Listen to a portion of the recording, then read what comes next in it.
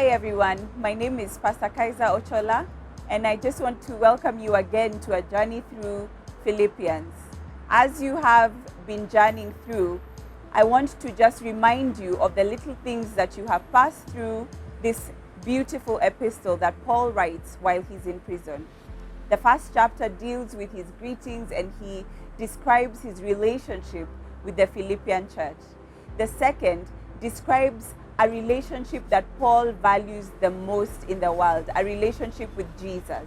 And he describes who Jesus is and what he has done and why they are to be called Christians.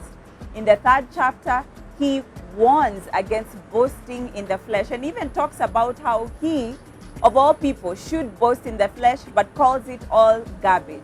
And finally, he comes into the fourth chapter where he's addressing issues in the church. In the first few verses in that particular chapter 4, he talks about Syntyche and Euodia who are having a sort of scuffle, and he admonishes the Philippian church to then assist these women who are co-laborers with him in the church. And then we come to the verses that we're going to focus on our thoughts. And so before then, let's just do a quick prayer as we have journeyed and praying that all this can sink into our lives. And so, Father, I just want to commit everyone who is listening to my voice today. I pray that they will be blessed. I pray that they will be more rejoicing and a gospel-centric life. In Jesus' name we pray and believe. Amen. So as I told you, that this particular chapter, Paul is addressing the individuals in the Philippian church. He talks about Syntyche and talks about Euodia and the scuffle that they're having, but he also talks about individuals and how they were to function. He talks about anxiety and prayer, and finally now he talks about thoughts. Can we just get into it and read from chapter 4, verse 8 and 9? And it says this: "Finally, brothers and sisters, whatever is true, whatever is noble, whatever is right, whatever is pure, whatever is lovely, whatever is admirable, if anything is excellent or praiseworthy, think about such things. Whatever you have learned and received or heard from me or seen in me, put into practice, and the God of peace will be with you." Obviously, you can tell that Paul is concluding right this moment.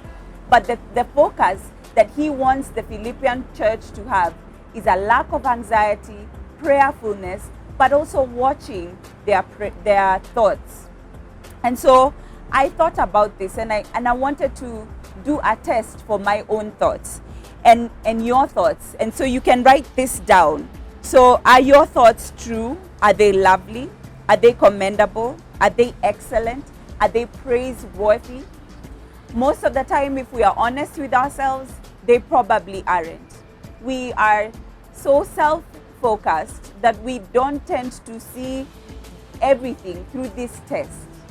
And so Paul tells them that they can choose his example to actually change the way that they function, the way they think, and ultimately change their lives. And so what would the test be? He's saying use him as an example. What was Paul mostly obsessed and thinking constantly about? It was Jesus Christ and the people of Christ. Would you say that your thoughts are like that? Would I say my thoughts are like that? And I think we need to think constantly about what we are thinking about. So this is the best and final test of our thoughts, that it is centered on what is most excellent, and that is Jesus Christ, because he did do and live a very excellent life. In fact, the Philippian church, Paul commends them to choose him as an example on how they treat each other, but also how they think.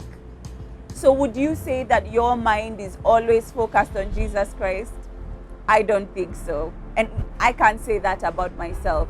But like I said last time, we thank God for the gospel. We thank God for the work that Jesus did, because it gave us a chance to be new humans. It gave us a chance to call upon him to save us and to help us with even our thoughts.